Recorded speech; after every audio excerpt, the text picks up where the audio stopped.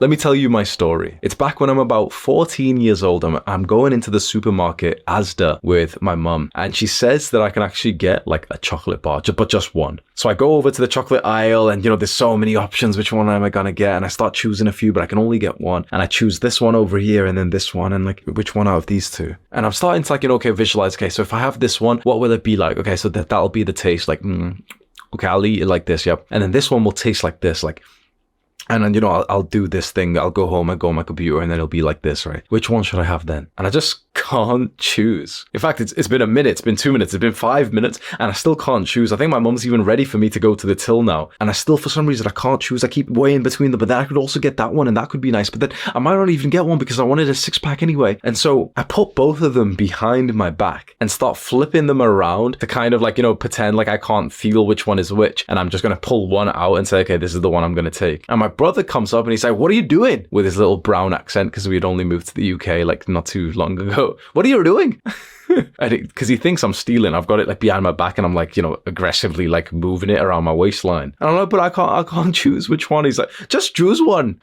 It sounds like a goofy story, but the lesson of this story, I was weighing up like basically an insignificant decision of which snack to get. And it was like mental turmoil. My brain just couldn't make the decision. Now imagine the bigger decisions in life. So you can see when you overthink everything, that can actually slow you down so much. And that's really unfortunate because as men, we want to be as certain as possible. You see, one of the symptoms of having high testosterone is having some feeling of certainty in the decisions that we make. Either certainty that we are right in the decision that we've made, or certainty that if we were wrong in the decision that we've made, that everything will still be okay because we'll be able to like remedy the situation. Many young guys don't have either of these. And so you're constantly worrying. You're constantly overthinking. You're spending so long thinking about which exact message to send to even a friend, how to word it so it doesn't seem weird. Never mind those times when you're texting a girl and you're constantly overthinking about like which exact words to use, which emoji, and how long you should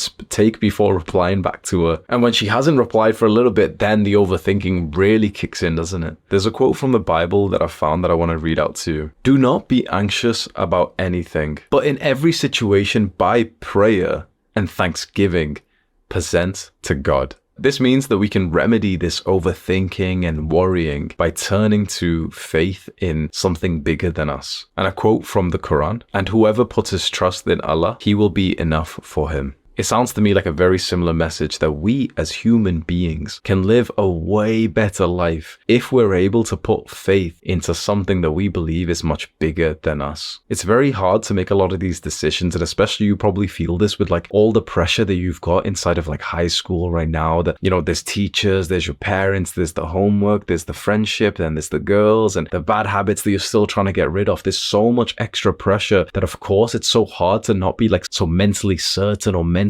healthy through the day when you're constantly just judging yourself and you've got to make sure that you fit in and you've got to make sure that you hand in the homework on time and you kind of forgot about that other homework that's due in tomorrow, and your parents keep pressuring you to be a certain way. So let me explain how certainty and confidence actually work, because you've probably watched a bunch of videos on confidence and you want to be more confident, you want to be certain, you want to worry less, you want to have less overthinking, but no one actually explains in like a really, really specific, no BS way how to achieve all that. And it's all about reps. It's about reps of just trying to make a decision yourself and putting the trust in that decision and just seeing where it takes you. The more reps that you hit of making some kind of decision, the less you will overthink. So right now, if you imagine this, in your life, you may have only made literally like 50 decisions so far. If you increase that to 200 over the next few months, that any of these times that you're overthinking, you just think to yourself, you know what, I'm just going to make a decision like this, because the truth is not much in your life. I hope that this doesn't sound like offensive. Not much in your life actually matters right now.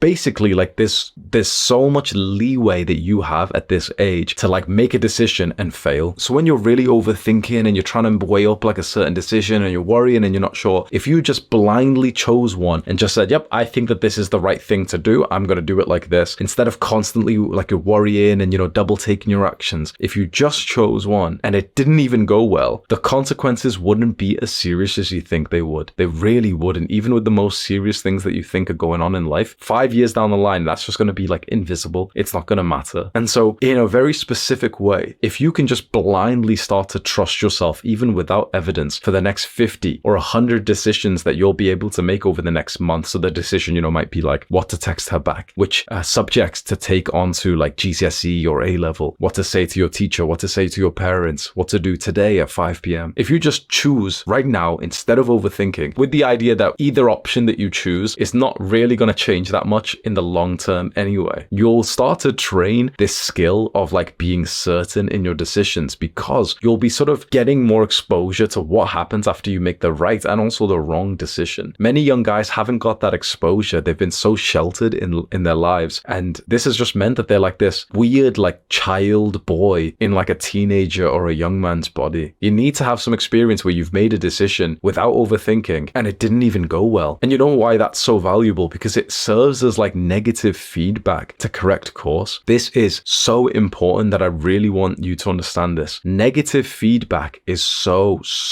important and valuable, but it's something that so many people are afraid of experiencing. Do you understand what negative feedback means? It means, for example, when we do something wrong, like a mistake or a failure, we get some kind of negative feedback from the world which tells us, no, that was wrong. So for example, if we try and squat but our form isn't that great, we'll get negative feedback that suddenly we'll get injured, and you might think that that's a really bad thing, but that actually is feedback so that you can correct course. So you go home and you study the squat form again and you do some rehab and get your back to like, not be injured anymore. Then you go into the gym and you're really conscious of the new form and you hit it and it's much better. The same with, for example, texting a girl. It seems so scary to message a girl and to think like if whatever words you sent her could mean the difference between actually getting into a loving relationship with her or her ghosting you. But if she does end up ghosting you because you didn't send like the right message to attract her, that's negative feedback for you to then correct course and understand, okay, what kind of like way should I text which is more attractive towards girls? It sounds like a bad thing, but actually it's the thing that gets you to correct course and to make more progress later on in life. The unfortunate thing is that so many young guys are so scared of like making that initial failure right now because it almost seems like catastrophic, like they couldn't imagine failing. So this is how I do it. I classify decisions, whether they are type 1 or type 2, and you might want to write this down. Type 1 decisions, we will say, are decisions that are very significant, extremely consequential, and also long term. So this is like, okay, you choosing to propose to a woman, you choosing to impregnate a woman. Basically, like you can't reverse these. You can, do something about it going forward, but it can change your life forever. Type 2 decisions are reversible and often a lot smaller, and like the effect of them sometimes only lasts like a few hours or a few days or a few weeks at max. So this, for example, is like what to text this girl right now, what to eat today, what to buy today, which type of